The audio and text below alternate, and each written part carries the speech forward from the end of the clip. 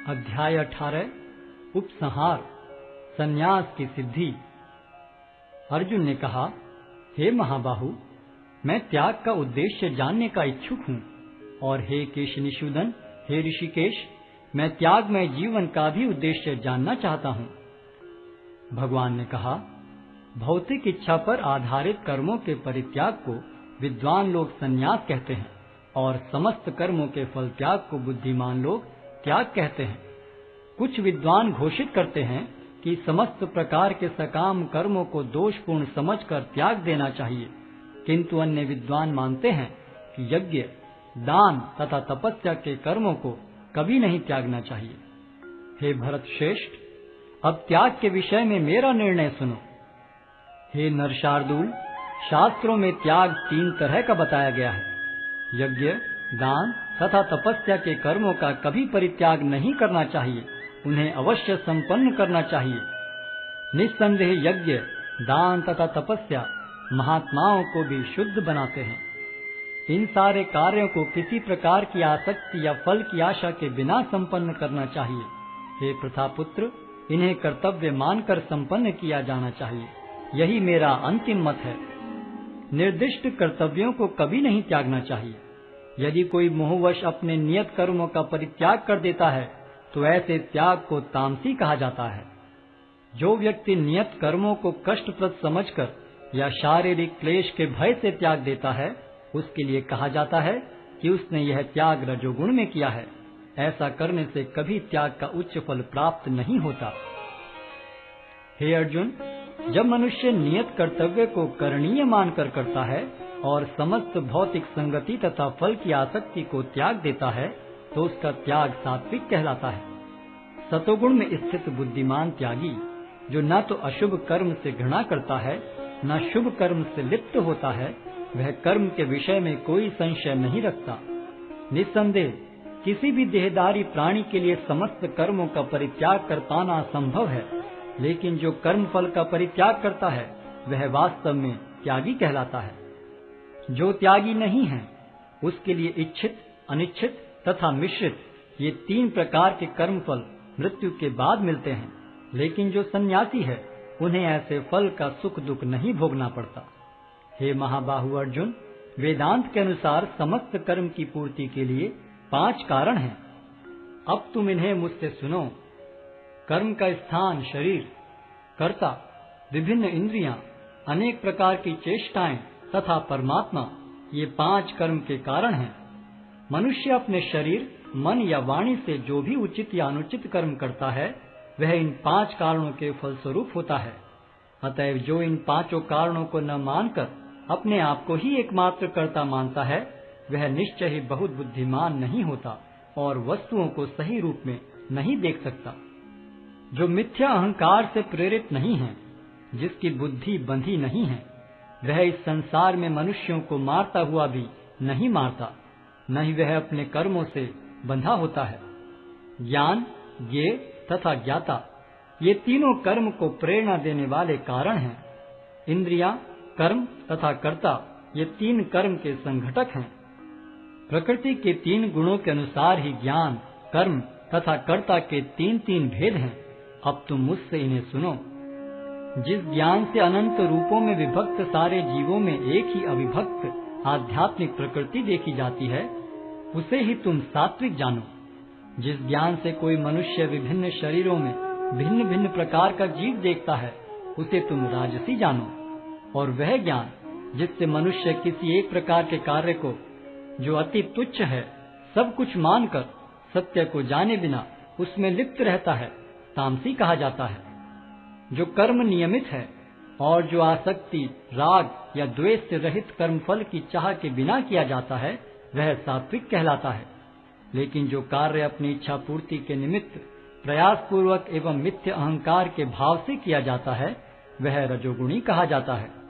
जो कर्म मोहवश शास्त्रीय आदेशों की अवहेलना करके तथा भावी बंधन की परवाह किए बिना या हिंसा अथवा अन्यों को दुख पहुंचाने के लिए किया जाता है, वह तामसी कहलाता है। जो व्यक्ति भौतिक गुणों के संसर्ग के बिना अहंकार रहित संकल्प तथा उत्साह पूर्वक अपना कर्म करता है, और सफलता अथवा सफलता में अविचलित रहता है, वह सात्विक कर्ता कहलाता है। जो कर्ता कर्म तथा कर्म फल के प्रति आसक्त होकर फलों का भोग करना चाहता है तथा जो लोभी, सदैव ईर्ष्यालु, अपवित्र और सुख दुख से विचलित होने वाला है, वह राजसी कहा जाता है। जो कर्ता सदा शास्त्रों के आदेशों के विरुद्ध कार्य करता रहता है, जो भौतिकवादी, हठी, कपटी तथा अन्यों का अपमान करने में पटु है तथा जो आलसी, सदैव खिन्न तथा काम करने में दीर्घ सूत्री है, वह तमोगुणी कहलाता है। हे धनंजय, अब मैं प्रकृति के 3 गुणों के अनुसार तुम्हें विभिन्न प्रकार की बुद्धि तथा धृति के विषय में विस्तार से बताऊंगा, तुम इसे सुनो। हे प्रथापुत्र, वह बुद्धि सतोगुणी है, जिसके द्वारा मनुष्य यह जानता है कि क्या करणीय है और क्या नहीं है, किससे डरना चाहिए और किससे नहीं, क्या बांधने वाला है और क्या मुक्ति देने वाला है। हे प्रथापुत्र, जो बुद्धि धर्म तथा अधर्म, करणीय तथा अकरणीय कर्म में भेद नहीं कर पाती, वह राजसी है। जो बुद्धि मोह तथा अहंकार के वशीभूत होकर अधर्म को धर्म और धर्म को अधर्म मानती है और सदैव विपरीत दिशा में प्रयत्न करती है, हे पार्थ, वह तामसी है। हे प्रथापुत्र, जो अटूट है, जिसे योगाभ्यास द्वारा अचल रहकर धारण किया जाता है और जो इस प्रकार मन, प्राण तथा इंद्रियों के कार्यकलापों को वश में रखती है, वह धृति सात्विक है। लेकिन हे अर्जुन, जिस धृति से मनुष्य धर्म, अर्थ तथा काम के फलों में लिप्त बना रहता है, वह राजसी है। हे पार्थ, जो धृति स्वप्न, भय, शोक, विषाद तथा मोह के परे नहीं जाती, ऐसी दुर्बुद्धिपूर्ण धृति तामसी है। हे भरत श्रेष्ठ, अब मुझसे 3 प्रकार के सुखों के विषय में सुनो, जिनके द्वारा बद्ध जीव भोग करता है और जिसके द्वारा कभी कभी दुखों का अंत हो जाता है। जो प्रारंभ में विष जैसा लगता है, लेकिन अंत में अमृत के समान है, और जो मनुष्य में आत्म साक्षात्कार जगाता है, वह सात्विक सुख कहलाता है। जो सुख इंद्रियों द्वारा उनके विषयों के संसर्ग से प्राप्त होता है और जो प्रारंभ में अमृत तुल्य तथा अंत में विष तुल्य लगता है, वह रजोगुणी कहलाता है। तथा जो सुख आत्म साक्षात्कार के प्रति अंधा है, जो प्रारंभ से लेकर अंत तक मोहकारक है और जो निद्रा, आलस्य तथा मोह से उत्पन्न होता है, वह तामसी कहलाता है। इस लोक में, स्वर्ग लोकों में या देवताओं के मध्य में कोई भी ऐसा व्यक्ति विद्यमान नहीं है जो प्रकृति के 3 गुणों से मुक्त हो। हे परंतप, ब्राह्मणों, क्षत्रियों, वैश्यों तथा शूद्रों में प्रकृति के गुणों के अनुसार उनके स्वभाव द्वारा उत्पन्न गुणों के द्वारा भेद किया जाता है। शांति प्रियता, आत्म संयम, तपस्या, पवित्रता, सहिष्णुता, सत्यनिष्ठा, ज्ञान, विज्ञान तथा धार्मिकता, ये सारे स्वाभाविक गुण हैं जिनके द्वारा ब्राह्मण कर्म करते हैं। वीरता, शक्ति, संकल्प, दक्षता, युद्ध में धैर्य, उदारता तथा नेतृत्व, ये क्षत्रियों के स्वाभाविक गुण हैं। कृषि करना, गोरक्षा तथा व्यापार वैश्यों के स्वाभाविक कर्म हैं और शूद्रों का कर्म श्रम तथा अन्यों की सेवा करना है। अपने अपने कर्म के गुणों का पालन करते हुए प्रत्येक व्यक्ति सिद्ध हो सकता है। अब तुम मुझसे सुनो कि यह किस प्रकार किया जा सकता है। जो सभी प्राणियों का उद्गम है और सर्वव्यापी है, उस भगवान की उपासना करके मनुष्य अपना कर्म करते हुए पूर्णता प्राप्त कर सकता है। अपने वृत्तिपरक कार्य को करना, चाहे वह कितना ही त्रुटिपूर्ण ढंग से क्यों न किया जाए, अन्य किसी के कार्य को स्वीकार करने और अच्छी प्रकार करने की अपेक्षा अधिक श्रेष्ठ है। अपने स्वभाव के अनुसार निर्दिष्ट कर्म कभी भी पाप से प्रभावित नहीं होते। प्रत्येक उद्योग किसी न किसी दोष से आवृत होता है, जिस प्रकार अग्नि धुएं से आवृत रहती है। अतएव हे कुंती पुत्र, मनुष्य को चाहिए कि स्वभाव से उत्पन्न कर्म को, भले ही वह दोषपूर्ण क्यों न हो, कभी त्यागे नहीं। जो आत्म संयमी तथा अनासक्त है एवं जो समस्त भौतिक भोगों की परवाह नहीं करता, वह संन्यास के अभ्यास द्वारा कर्म फल से मुक्ति की सर्वोच्च सिद्ध अवस्था प्राप्त कर सकता है। हे कुंती पुत्र, जिस तरह इस सिद्धि को प्राप्त हुआ व्यक्ति परम सिद्धावस्था अर्थात ब्रह्म को सर्वोच्च ज्ञान की अवस्था है प्राप्त करता है, उसका मैं संक्षेप में तुमसे वर्णन करूंगा, उसे तुम जानो। अपनी बुद्धि से शुद्ध होकर तथा धैर्यपूर्वक मन को वश में करते हुए इंद्रिय तृप्ति के विषयों का त्याग कर राग तथा द्वेष से मुक्त होकर जो व्यक्ति एकांत स्थान में वास करता है, जो थोड़ा खाता है, जो अपने शरीर, मन तथा वाणी को वश में रखता है, जो सदैव समाधि में रहता है तथा पूर्णतया विरक्त, मिथ्या अहंकार, मिथ्या शक्ति, मिथ्या गर्व, काम, क्रोध तथा भौतिक वस्तुओं के संग्रह से मुक्त है, जो मिथ्या स्वामित्व की भावना से रहित तथा शांत है, वह निश्चय ही आत्म साक्षात्कार के पद को प्राप्त होता है। इस प्रकार जो दिव्य पद पर स्थित है, वह तुरंत पर ब्रह्म का अनुभव करता है और पूर्णतया प्रसन्न हो जाता है। वह न तो कभी शोक करता है, न किसी वस्तु की कामना करता है। वह प्रत्येक जीव पर संभाव रखता है। उस अवस्था में वह मेरी शुद्ध भक्ति को प्राप्त करता है। केवल भक्ति से मुझ भगवान को यथारूप में जाना जा सकता है। जब मनुष्य ऐसी भक्ति से मेरे पूर्ण भावनामृत में होता है, तो वह वैकुंठ जगत में प्रवेश कर सकता है। मेरा शुद्ध भक्त मेरे संरक्षण में समस्त प्रकार के कार्यों में संलग्न रहकर भी मेरी कृपा से नित्य तथा विनाशी धाम को प्राप्त होता है। सारे कार्यों के लिए मुझ पर निर्भर रहो और मेरे संरक्षण में सदा कर्म करो। ऐसी भक्ति में मेरे प्रति पूर्णतया सचेत रहो।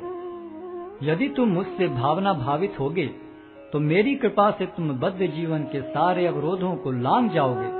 लेकिन यदि तुम मिथ्या अहंकारवश ऐसी चेतना में कर्म नहीं करोगे और मेरी बात नहीं सुनोगे, तो तुम विनष्ट हो जाओगे। यदि तुम मेरे निर्देशानुसार कर्म नहीं करते और युद्ध में प्रवृत्त नहीं होते हो, तो तुम कुमार्ग पर जाओगे। तुम्हें अपने स्वभाववश युद्ध में लगना होगा। इस समय तुम मोहवश मेरे निर्देशानुसार कर्म करने से मना कर रहे हो, लेकिन हे कुंती पुत्र, तुम अपने ही स्वभाव से उत्पन्न कर्म द्वारा बाध्य होकर वही सब करोगे। हे अर्जुन, परमेश्वर प्रत्येक जीव के हृदय में स्थित है और भौतिक शक्ति से निर्मित यंत्र में सवार की भांति बैठे समस्त जीवों को अपनी माया से घुमा रहे हैं। हे भारत, सब प्रकार से उसी की शरण में जाओ। उसकी कृपा से तुम परम शांति को तथा परम नित्य धाम को प्राप्त करोगे। इस प्रकार मैंने तुम्हें गुह्यतर ज्ञान बतला दिया। इस पर पूरी तरह से मनन करो और तब जो चाहो सो करो। क्योंकि तुम मेरे अत्यंत प्रिय मित्र हो, अतः मैं तुम्हें अपना परम आदेश, जो सर्वाधिक गुह्य ज्ञान है, बता रहा हूँ। इसे अपने हित के लिए सुनो। सदैव मेरा चिंतन करो, मेरे भक्त बनो, मेरी पूजा करो और मुझे नमस्कार करो। इस प्रकार तुम निश्चित रूप से मेरे पास आओगे। मैं तुम्हें वचन देता हूँ, क्योंकि तुम मेरे परम प्रिय मित्र हो। समस्त प्रकार के धर्मों का परित्याग करो और मेरी शरण में आओ। मैं समस्त पापों से तुम्हारा उद्धार कर दूंगा। डरो मत। यह गुह्य ज्ञान उनको कभी भी न बताया जाए जो न तो संयमी है, न एकनिष्ठ, न भक्ति में रत है, न ही उसे जो मुझसे द्वेष करता है। जो व्यक्ति भक्तों को यह परम रहस्य बताता है, वह शुद्ध भक्ति को प्राप्त करेगा और अंत में वह मेरे पास वापस आएगा। इस संसार में उसकी अपेक्षा कोई अन्य सेवक न तो मुझे अधिक प्रिय है और न कभी होगा।